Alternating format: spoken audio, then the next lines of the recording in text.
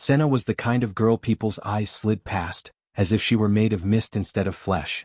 In her own home, footsteps walked around her, voices spoke over her, and meals were served as though she were invisible. Her stepfather, Murogi, liked to say she was quiet as a ghost, but the truth was simpler. He had never tried to see her at all.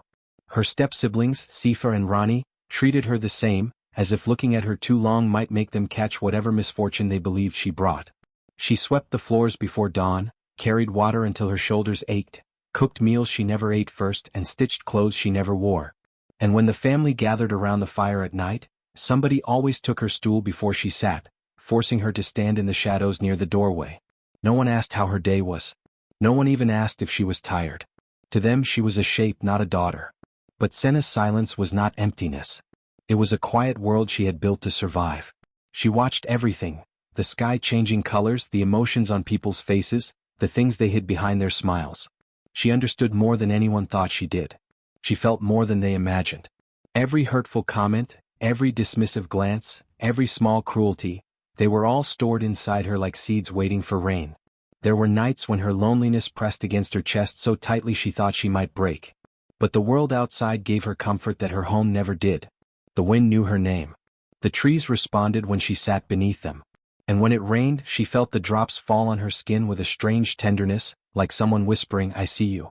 In the village, people spoke of her with the same indifference her family used. Murogi's extra child, they called her. The quiet one. The misplaced one.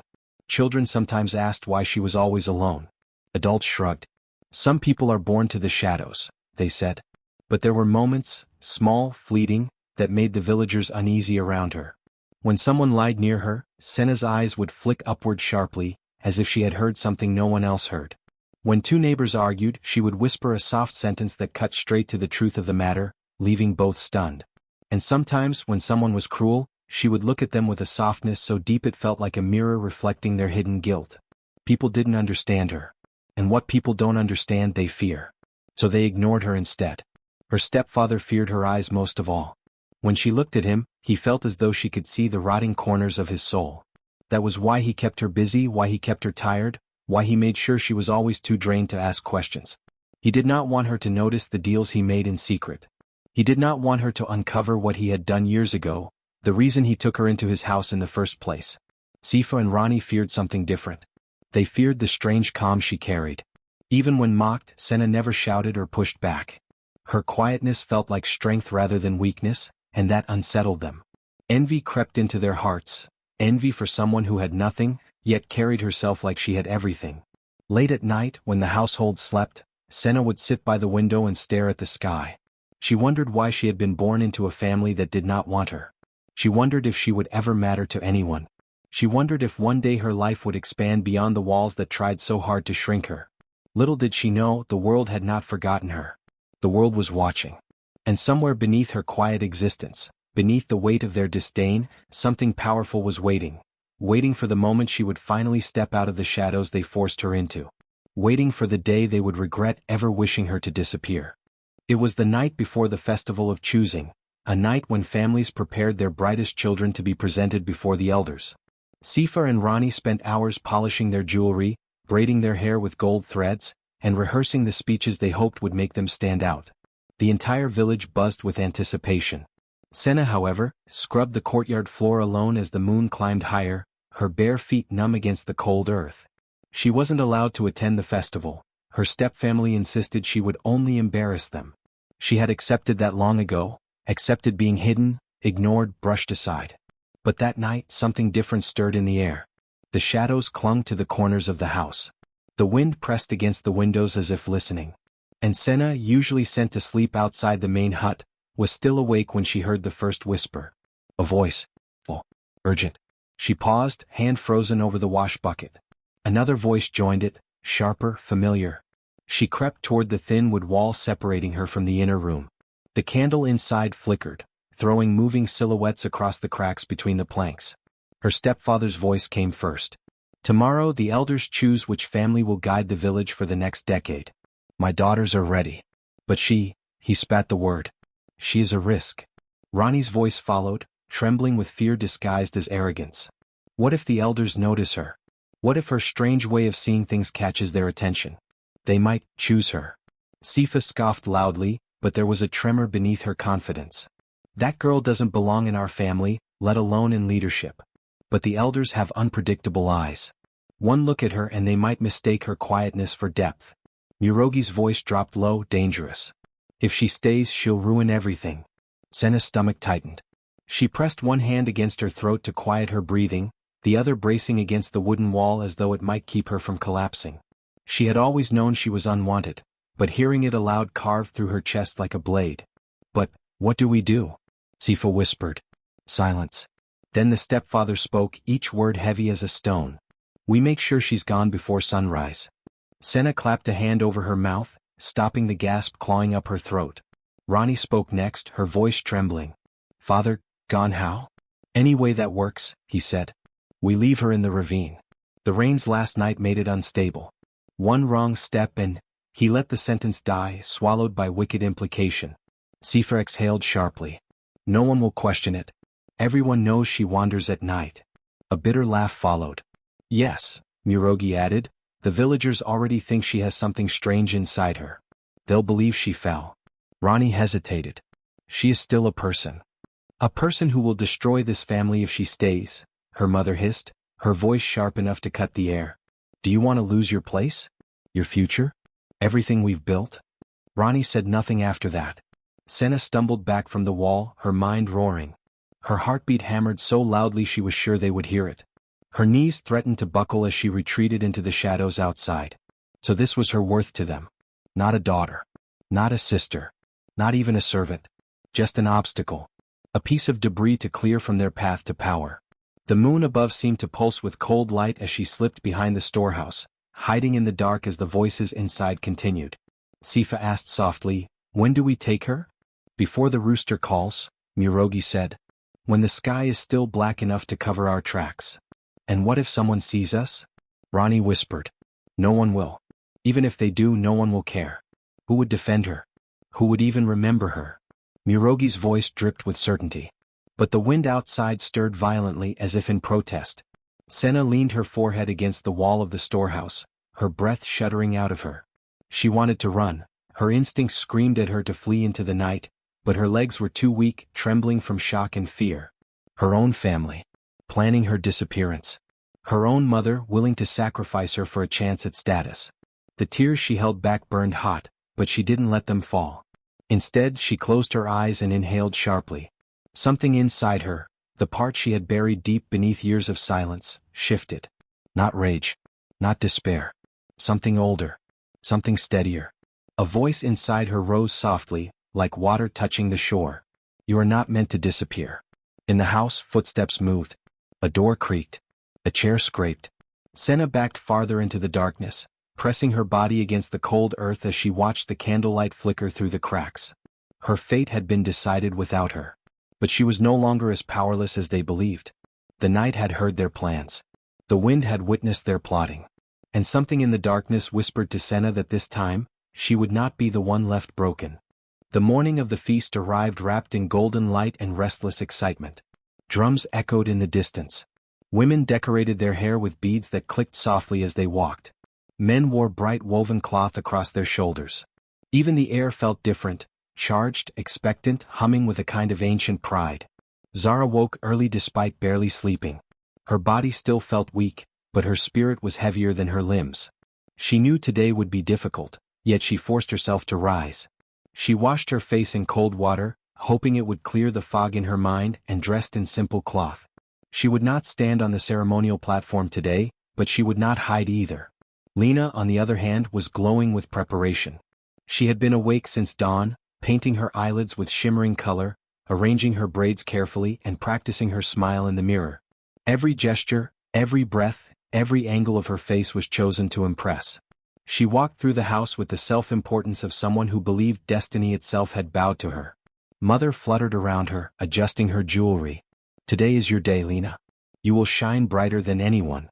Lena nodded graciously, though inside she felt she had already won. The elders had chosen her. The village would praise her. Zara would fade into the background. Everything in her mind was exactly as it should be. Zara watched quietly from the doorway. Lena caught her eyes in the mirror and said softly, "You should rest today. You're still recovering." Zara merely nodded. She had no strength left to argue. She had no reason left to hope. But somewhere deep inside, a knot of unease tightened in her chest. The feast began at midday with drums rolling like thunder through the village. Hundreds gathered in the central clearing. Fires were lit in tall iron bowls, filling the air with warm smoke and the scent of herbs. The elders took their places in carved wooden chairs. Children sat cross-legged in the front. Families stood behind them, eager and curious. Lena stood behind the curtain of the main platform, adjusting her ceremonial cloth and sandals. She breathed slowly, imagining the applause she was about to receive. The thought warmed her more than the sun above. But she didn't notice the elders glancing at one another, or the slight frown on the high elder's face, or how something was off. As the drums slowed, Lena stepped onto the stage with a confidence that bordered on arrogance. The crowd gasped. She was undeniably beautiful, radiant even. Her posture was perfect. Her smile flawless. She moved like someone who believed the entire world was watching. And the village did watch. But not all of them watched with admiration. Not all of them had forgotten Zara. Lena began the ceremonial dance. Her feet moved in practiced patterns, her arms cutting clean arcs through the air. The crowd murmured in appreciation. Yet something strange happened. Every time she finished a movement, it felt hollow. A step done correctly but without weight. A gesture wide but empty. Several elders whispered among themselves. Zara, standing at the edge of the crowd, watched in silence. Her heart beat slowly, heavily. She recognized every move, she had trained for it. She knew how each one should feel. Lena's performance was perfect. Perfect but soulless. The feast wasn't merely about beauty or talent. It was meant to channel the spirit of the ancestors, to honor them with honesty, humility, and truth. And Lena had none of those things. As she continued, children in the front row began to fidget. They weren't captivated. Mothers exchanged confused looks. A few older women shook their heads. A crack appeared in Lena's confidence. She took a step forward, lifted her arms, and forgot the next motion. Just for a heartbeat. But the mistake sliced through the air like a blade. She recovered quickly, forcing a smile, but now her breath was uneven. Sweat formed along her hairline. Her eyes darted nervously across the audience. She continued dancing, but the stumble had opened a door in the crowd's mind. Something was wrong. Then came the songs. Lena lifted her chin and began the first sacred verse. Her voice was clear but sharp, sweet but shallow. She didn't sing the song, she performed it. It had no prayer in it, no devotion. The elders stiffened. One quietly closed his eyes in disappointment. And then a child in the front row whispered a question far too loudly. "Where is Zara? Isn't she the one who practices with the elders?" Lena's voice wavered. Another villager murmured, "I thought the quiet one was chosen, the one with the gentle voice. Why didn't Zara perform today? Was she replaced?" The whispering spread like fire on dry leaves. Lena faltered mid-song. She forced herself to keep going, but her hands shook. Her mind raced. The ceremony was slipping from her grasp. The crowd was no longer charmed. They were suspicious, confused. Awareness settled in Lena's stomach like a stone. They weren't looking at her with admiration anymore. They were comparing, searching, remembering. A tremor of panic ran through her limbs. Then she spotted Zara, standing at the very back, pale but present. A wave of fury hit Lena so hard she nearly forgot the next lyric. She blamed Zara for the sickness, for the whispers, for the weight of the crowd's disappointment. In her mind, nothing was her fault. It was Zara's fault for being seen, for being remembered. The performance limped to its end. Lena bowed shakily. The applause was polite, but thin, forced, uneasy. The elders did not smile. The high elder rose slowly and said in a voice everyone could hear, "Beauty alone does not honor the ancestors. A chosen one is chosen not for their face but for their spirit." The words sliced straight through Lena's confidence. The feast was ending. The people were murmuring. And Lena knew, the cracks had begun. What she didn't know was that the feast had exposed the first thread. And soon, everything she had stolen would unravel. Zara woke slowly, the sunlight piercing her eyelids like sharp blades. Her body ached, every limb heavy as if the night itself had pressed her into the ground. Her throat was raw, her stomach hollow, yet something else weighed on her more than sickness: confusion. She reached for her ceremonial robe, the one she had painstakingly embroidered herself with the patterns of her ancestors, but her hands met only empty space. The robe was gone. A sinking feeling grew in her chest. Her jewelry, the beads and charms she had spent weeks polishing, were also missing. She sat up, trying to steady herself, only to find her room disturbingly quiet. That's when her mother entered, a serene smile on her face, carrying a tray of breakfast. "Good morning, Lena is looking wonderful today," her mother said softly, setting down the tray. "Such a confident young lady. She will make the village proud." Zara blinked. Her stomach twisted. She tried to speak, but her throat felt clogged, heavy with fever and the weight of realization. "Mother, what?" Her mother's smile did not waver. "Oh, Zara, you needn't worry. Lena is only helping. The feast will go smoothly. You should rest, my dear. Don't overexert yourself. Rest smoothly. Helping." Every word felt like a knife twisting deeper into her chest. The pieces began to fall together. The robe, the jewelry, the hushed whispers she had overheard yesterday. Lena had not been helping. She had stolen her place. Her chance to honor the elders, to carry the songs and steps of her ancestors, had been taken by her own sister. Zara's hands shook as she rose from the bed. She staggered to the mirror and looked at her reflection. Feverish, pale and trembling, but alive. Alive enough to go to the feast. Alive enough to witness the betrayal in person. The wind outside carried the distant sound of drums, calling the village together. Zara wrapped a simple cloth around herself, choosing practicality over ceremony. Her heart pounded, but determination set her feet in motion. She would not stop herself from walking toward what had been stolen, even if only to see the truth unfold. The path to the feast felt longer than it should have. Her legs were weak, and every step threatened to collapse under the weight of exhaustion and heartbreak. Her mother's praise of Lena still echoed in her ears, a cruel reminder of the deceit within the walls of her own home. Every time she stumbled, she imagined her sister's triumphant smile, the one that had haunted her dreams the night before. As she neared the clearing, the sight of the feast stunned her. Torches flared, their flames dancing in the evening air, illuminating the circle of elders and villagers gathered in anticipation.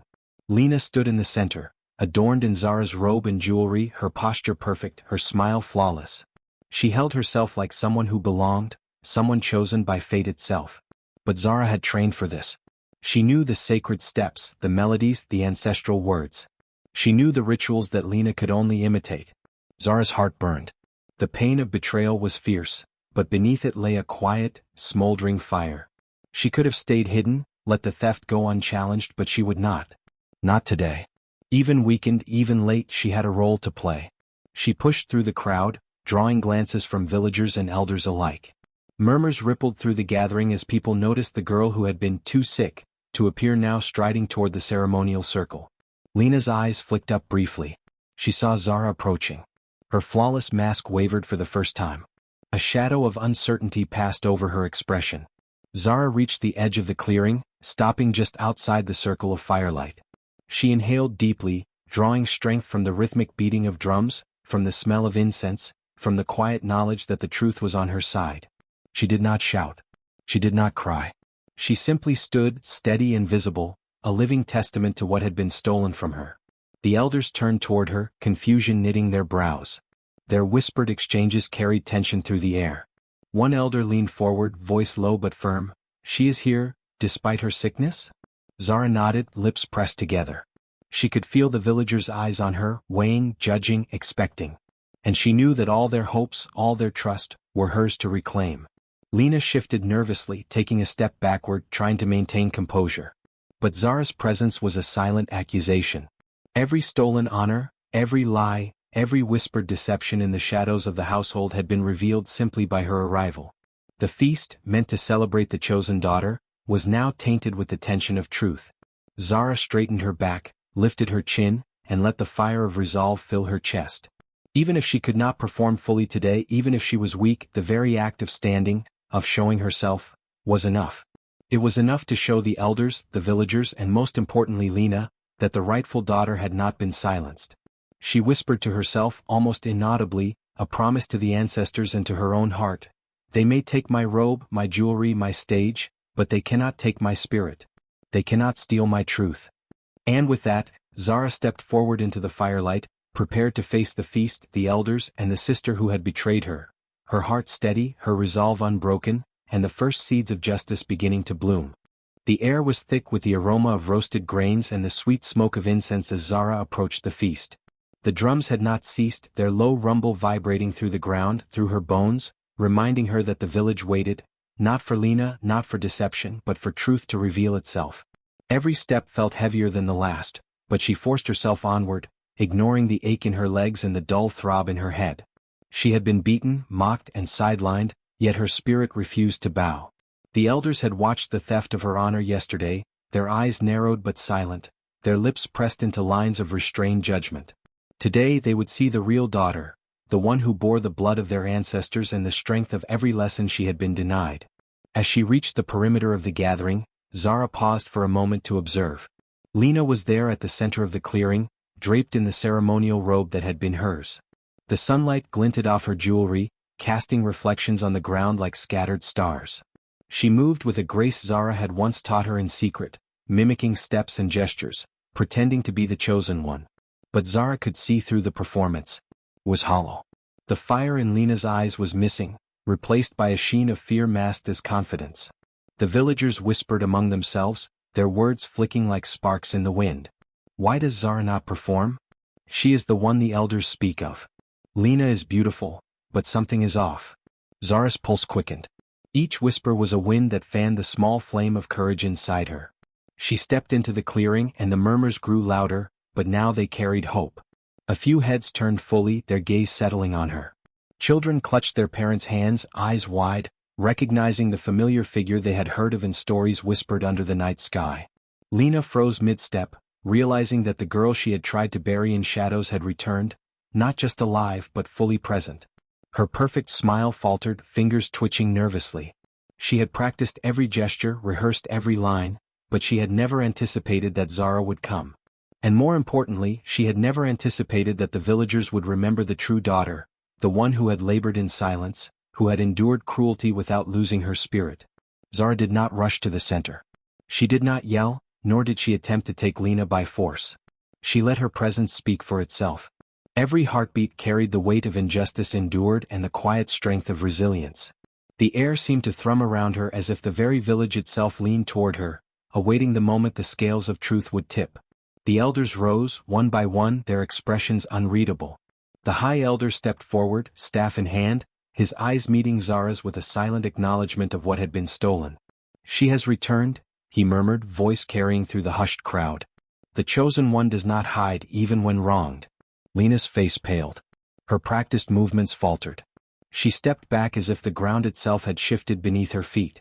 For the first time she felt fear, not of the elders, not of the villagers, but of Zara. The quiet sister she had tried to erase was no longer small or weak. She was the embodiment of the truth Leone had attempted to suppress. Zara lifted her head, eyes scanning the circle of villagers and then to the elders. She spoke, her voice steady, soft, but carrying the power of every hardship she had endured. "I have come not for vengeance, nor to shame. I have come to claim what has always been mine, not for pride but for the honor of our ancestors." A hush fell over the crowd. Even the wind seemed to pause, carrying her words like a blessing and a warning at once. The elders nodded, subtle gestures of recognition, and the villagers felt it too. This was the rightful daughter, the one whose strength had been tested and proven. Leone attempted to respond, to speak, but the words stumbled in her throat. She opened her mouth and no sound came. Every gesture she had practiced was meaningless against the force of Zara's presence. The village's whispers grew, turning from curiosity to awe, from doubt to certainty. The stolen robe and jewelry could adorn Leone, but they could not cloak her soul. Zara stepped forward fully into the firelight, her body illuminated, every mark of hardship and endurance visible. The elders motioned, inviting her to take the ceremonial position. She did so with quiet dignity, placing her hands lightly on the carved wood, feeling the legacy that had been almost stolen from her settle into her fingers. The drums resumed, slower this time as if recognizing her rightful place. Zara's heart aligned with their rhythm, steady and unwavering. The village could see it, could feel it. The chosen daughter had returned, and she carried not only the honor of her lineage but the undeniable proof that truth could not be buried, and strength could not be broken. Leone stepped back, defeated but not humiliated by words. The exposure had been complete. The feast had revealed her for what she was, not a chosen one but an impostor, unable to embody the spirit that Zara held naturally. Zara did not look at her sister. She looked forward, to the elders, to the villagers, to the ancestors who had whispered through the winds that had carried her back. And she felt it, the surge of destiny fulfilled. The feast had been stolen, yes, but truth had arrived to reclaim its own. For the first time that day, Zara allowed herself to breathe fully, to feel the weight lift from her chest. The betrayal no longer defined her. She had risen through it. And the village, seeing the rightful daughter restored, would remember that no theft, no act of envy could silence the chosen. The feast continued, but now it celebrated the return of what had been taken. And Zara, standing in the glow of firelight, felt the beginning of her true power, the unshakable knowledge that she was not just the survivor, but the rightful bearer of her family's honor. The night hung low and heavy over the village, stars barely peeking through the haze of lingering smoke from the feast fires. Zara had returned to her home only briefly to gather herself and ensure she was ready for the path ahead. She walked silently through the familiar paths, her footsteps muffled by the damp earth, her mind focused on the growing weight of what had been stolen and what she was about to reclaim. The village was quiet, but Zara sensed the tremors in the air, the unease that always preceded change.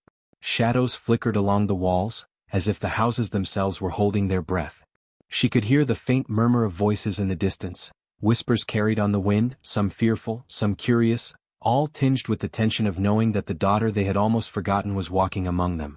Zara paused at the edge of the central courtyard, where the elders often convened, their stone faces illuminated by the last embers of firelight.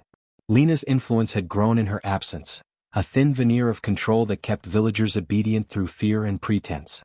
But tonight, Zara knew that fear could shift, that control could crumble. The stolen robe and borrowed jewels were nothing compared to the power of truth, and Zara carried it quietly but fully within her. She stepped into the courtyard and the air seemed to respond. A light breeze rose suddenly, lifting loose leaves and carrying them in swirling patterns, as if the village itself recognized her presence. The elders turned, eyes narrowing as they recognized the girl who had been cast aside. The murmurs rose again, and Zara felt a thrill of determination pulse through her veins. This was not just a return. This was the moment the world would finally see her strength. Lena appeared at the center of the courtyard, surrounded by villagers who still looked to her with misplaced reverence. She had assumed Zara's absence meant victory, that her theft had gone unchallenged. But Zara's approach shattered that illusion. Lena's carefully constructed posture faltered as she noticed the calm, unyielding fire in Zara's eyes. "You shouldn't be here," Lena hissed under her breath, her voice trembling. "It's too late. Everyone has accepted me." Zara's gaze did not waver. She took slow, deliberate steps, letting her presence speak louder than any words could. "It is never too late to reveal the truth," she said softly, but every syllable carried the weight of centuries of ancestral wisdom. The villagers felt it, even those who had doubted her before. The elders exchanged glances, the oldest among them leaning heavily on his staff. "She speaks with the voice of our forebears," he murmured. "The one who was hidden returns to claim her place." The courtyard seemed to shift around Zara. The wind picked up, swirling dust and fallen leaves in patterns that mirrored the ancestral carvings on the ceremonial stones. Even the torches, still burning low, flickered as if in acknowledgement. Lena's face paled, the control she had wielded over the villagers slipping through her fingers like water. Zara moved closer, each step purposeful. She did not need to raise her voice. The story of her endurance was already written in her posture, in the quiet strength radiating from her. The villagers turned fully toward her, whispers growing into audible recognition, their eyes reflecting a mixture of awe, fear, and hope. "You stole what was never yours," Zara said, stopping at the very center of the courtyard, where the elders now waited to witness the reckoning. "But truth cannot be taken. Power cannot be claimed through deceit. The daughter of this village returns not to destroy, but to reclaim what is rightfully hers." Lena's attempts to speak faltered, her words lost in the rising wind. The stolen jewelry on her neck seemed dull now, powerless against the aura of certainty Zara exuded. The villagers could see the lies she had lived through, the pretension she had upheld. Her borrowed confidence crumbled beneath the sheer presence of the one she had tried to erase. Zara felt a shift beneath her feet, subtle but unmistakable, a vibration of acknowledgement as though the village itself was bending toward her will. The elders nodded, a silent chorus of approval that sent a shiver of pride through her. The courtyard, once filled with shadows of deceit, now resonated with the promise of restored honor. Finally Zara spoke again, voice clear and unwavering. "I was hidden, dismissed, and doubted. But my absence did not erase my destiny. Today I stand, not as the girl who was beaten down, but as the daughter who survived, who rose, and who will lead with truth. The crowd murmured in agreement, some stepping back in reverence, others in shock. Leone shrank, realizing that the power she thought she had seized was nothing compared to the rightful strength Zara now embodied. Zara did not raise her hands in victory, nor did she strike down her sister. Her presence, her quiet authority was enough. The feast, the home, the village, it all recognized the shift. The girl who had been beaten, dismissed, and hidden had become the embodiment of destiny, and her return illuminated the path for everyone who had doubted the power of resilience. And so, under the moonlit sky, with the wind whispering through the courtyard, Zara stood fully in her place, her heart steady, her spirit unbroken. The night itself seemed to bow to her, acknowledging that the one who was meant to rise had done so, and that destiny, long denied, could never be denied again. The days that followed Zara's return were heavy with anticipation. The village had not yet recovered from the shock of her reappearance, and whispers carried like sparks through every alley and courtyard. Mothers clutched their children close, their voices low as they spoke of the girl who had been hidden, the daughter who had endured betrayal and humiliation, and now walked among them as a force that demanded respect. Zara did not seek their adoration, nor did she parade her strength. Instead, she moved with deliberate grace, every step measured, every glance purposeful. She visited the elders first, paying her respects to the ancient council who had recognized her truth. They welcomed her with silent nods, eyes gleaming with approval and recognition of the power she had always held within. Her rightful place was no longer in question. Meanwhile, Leone's presence in the village began to crumble. The stolen robe and the ceremonial jewels, which had once granted her a fleeting semblance of authority, now served as hollow reminders of her deceit. The villagers, previously hesitant to challenge her, began noticing the discrepancies. The way Leone had mimicked Zara's gestures, her insincere smiles, the emptiness in her eyes that contrasted sharply with the unwavering fire in Zara's gaze. One morning as the sun rose over the village, the elders convened a gathering at the central square. The people assembled, murmurs swirling like the morning mist. Leone appeared, poised yet trembling. She had hoped to maintain control, to preserve the fragile illusion she had built in Zara's absence. But the village now watched with eyes wide open, hearts aligned with the one who had suffered, yet refused to be broken. Zara stood quietly at the edge of the square, her presence commanding without need for words. She could feel the weight of every stolen moment, every slight, every betrayal she had endured, yet she carried it without bitterness, only a quiet, burning resolve. The villagers could sense it. They felt the power of resilience in her every movement, the legacy of strength she had inherited and earned. Finally, the High Elder spoke, his voice carrying across the square. The truth is visible to all now. One cannot hide what is rightful and enduring. The girl who was cast aside has returned, and her presence speaks louder than any claim of deception. The words resonated, carrying through every street, every home, reaching the ears of every villager. Leone's attempts to counter with false confidence faltered. Her voice wavered, her gestures, once meticulously rehearsed, now seemed clumsy and unnatural. The villagers, guided by instinct and loyalty to justice, turned fully toward Zara. Zara took a step forward, letting the wind lift the hem of her robe and ripple her hair. She did not need to shout, for the village itself seemed to amplify her presence. "I have suffered, yes," she said softly, voice steady and resonant. "But suffering does not break what is meant to endure. I have returned not for revenge, but to claim my rightful place, and to remind all who witness that truth cannot be stolen." A hush fell over the square. The murmurs ceased, replaced by a tense, expectant silence. Even Leone felt it, the weight of inevitability pressing upon her. She had acted out of envy, impatience, and the misguided belief that theft could create permanence. But she had not anticipated the strength forged in absence, the power tempered by hardship. The villagers began to nod, some with tears in their eyes, recognizing the courage and resilience embodied by Zara. Mothers whispered to their daughters, teaching them the lesson that had unfolded before their eyes, that honor and truth, once claimed, are indestructible. Children stared in awe, imagining the girl who had been beaten and sidelined, now standing tall, her presence radiant and undeniable. Zara turned slowly, her gaze sweeping across the crowd, resting briefly on Leone. She did not glare, nor did she speak harsh words. Instead, her eyes conveyed what needed no speech, the quiet authority of one who has endured and risen, the unyielding power of a spirit tested and tempered. Leone's composure shattered. The fear she had long buried surged to the surface, her face paling. Every act of deceit, every moment of arrogance, now seemed insignificant against the undeniable reality of Zara's rightful strength. She realized that no stolen garment, no borrowed smile, could ever replicate the power of authenticity and resilience. The High Elder stepped closer to Zara, extending a hand as a symbol of acknowledgement and unity. The crowd watched as she accepted it, her posture unshaken, radiating calm triumph. It was not just a personal victory, it was a lesson for all who witnessed. The balance had been restored, and the rightful heir to honor and strength had reclaimed her place without bitterness, without cruelty. From that day forward, Zara's presence became a beacon. The villagers no longer whispered doubts about her. Instead, they spoke her name with reverence, telling stories of the girl who had been beaten, sidelined, and humiliated, yet rose to command respect and justice.